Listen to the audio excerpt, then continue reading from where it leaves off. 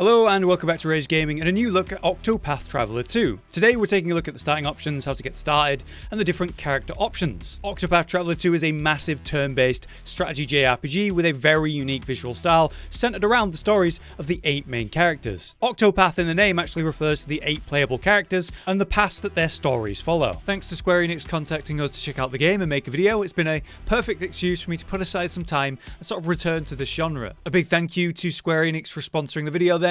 So I should tell you that we do have a link in the description to check out the game, and I'll also let them know that we sent you. This is the second Octopath Traveler though, the original releasing back in 2018 to solid success, selling over 3 million copies worldwide. It seemed to hit the nostalgia for many, with that pixel art style mixing 2D and 3D, as well as the classic turn-based combat systems with some updated mechanics. I though never actually played the original, and having not played any classic JRPGs of this nature since I was young, this will be my first time jumping back into the genre. So without any further ado, let's start. So let's talk about the story and world. We begin with an important choice. Which of the 8 characters will you begin the game with? Which you pick will decide your starting point for the whole story, where you begin in the region itself. Celestia itself is this massive land, 2 main continents separated by a sea in the middle, connected all by the power of steam and new technologies. While this setting allows for personal potential, the hope of becoming, say, stage famous, or rich in this golden age of technology, it also houses a lot of struggle for war and poverty. Within these contrasting settings,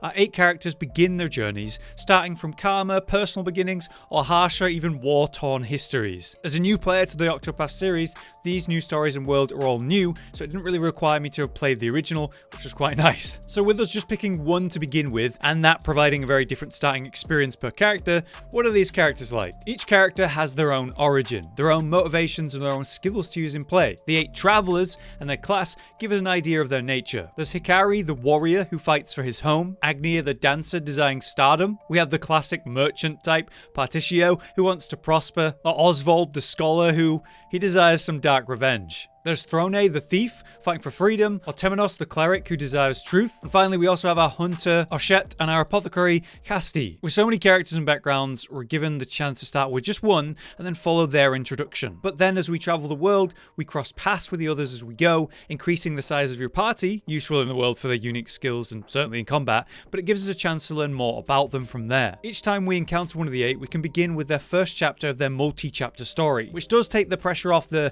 starting choice a bit, because eventually you meet everyone and do learn their stories. And when you do meet them, you can choose to have them join and just continue as normal, or you can immediately go through the introduction chapter. If you don't feel like going through that right immediately, you can go to a tavern and then play those chapters at that point. But who you pick will have you start in a specific place in the world, as well as who your main party lead will actually be. So when I picked Hikari the warrior, I did find myself on the western continent within the deserts, and from there I could progress his origins of betrayal and forced war, and then move to the nearer areas. That means I'm a lot more likely to bump into certain characters sooner by my location before I eventually move to the other continent and meet everyone. So by heading just a little north, I soon bumped into Particio, the talented merchant who overcame poverty, hoping to help others around the world with that issue. And these 2 characters, their problems are very different from one another, but they do have reasons to work together and gather a team for that purpose. But what about combat and gameplay? Well, while we're out in the world, in town or otherwise, we can interact with it in different ways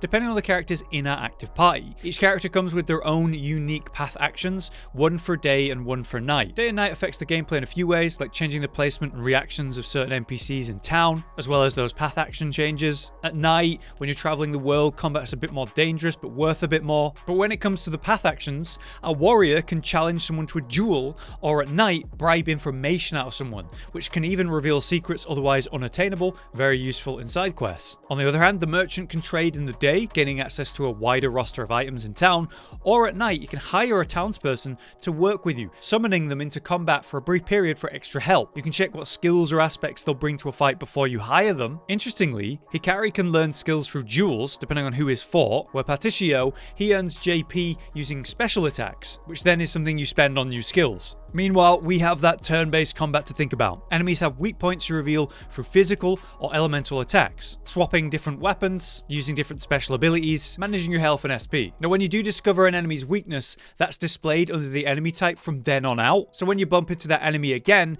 you'll see what it's weak to immediately, which is a nice way to keep track of everything. That sort of creates a trial and error system where we carefully search for enemy weaknesses, saving our biggest abilities for the moment we find it, breaking their armor, and then going to town. By finding a weakness, that allows you to break the shield points, which is what breaks them and leaves them vulnerable. Broken foes can then not act for that turn, giving you that opening. Plus, there's characters like Oswald who can reveal weaknesses, adding extra value to having certain characters in your team. Other aspects of combat, though, include things like BP or boost points, earned each turn you don't use them, to spend then on powering actions. We can increase the amount of attacks we deal in one turn, how much damage we're going to deal, how long buffs last, how much healing we get from something. BP comes down to what you need, which actions do you need to empower and when. We can go all out on one attack, and that's ideally done when the enemy is broken and vulnerable to that damage type. Finally, there's also special actions known as latent power that I should mention. By filling a gauge during combat, we can eventually spend it all on a sort of powerful move, special ability depending on the character. This can unlock new skills with my warrior, or do other things like extend skill reach, instantly fill our boost points, harness an AoE based spell into a single target, making it deal way more damage. These latent power abilities can easily turn the tide of a fight, or just end one really quickly. So I found myself saving them up and using them with a bit of thought. Overall, progression of your party does require a bit of commitment. You'll need to fight a good chunk of enemies to gain some XP, and you'll want to be the right level for the right area. So as I entered an area that was averaging level 8 enemies, even if I was level 7, that would be quite dangerous. But things were balanced pretty fairly, even for boss fights, as long as I was the right level or higher. It lets us know like the danger level of certain zones and regions before we go to them if we look on the map, so that gives you an idea of what you need to build towards before you go there.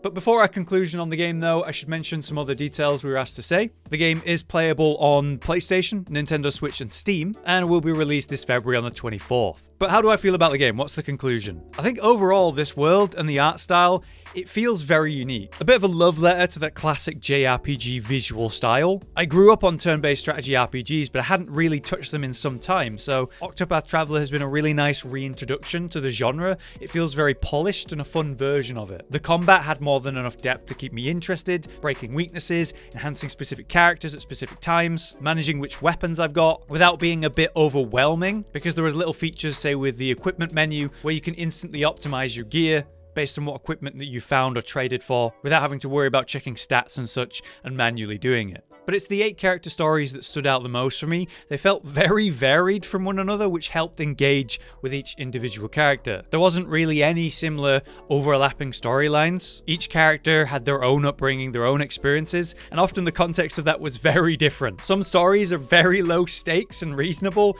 compared to like personal or big high stakes situations where an entire nation is at stake. I can easily recommend the game for anyone interested in the genre though, and I'm sure those who played the original have been very excited for the sequel. I don't think they're going to be disappointed. So I've had a lot of fun with the game, and once again, if you'd like to check out the game yourself, be sure to use the link in our description so they know we sent you. For now, those have been my first impressions of Octopath Traveler 2. I hope this was useful and interesting to you, but until next time, I've been Hollow, you've been you, thanks for watching, we'll see you in the next one. Josh, Cotton, and Hollow with the videos, dropping the humor like a hammer on your tippy toes, bringing entertainment on a daily arrangement to take our insanity and turn it into entertainment. Yes, I said entertainment twice, to reiterate that it is nice to look into your faces on a mostly daily basis when you let us in your homes to make the whole world a stage. Goodbye.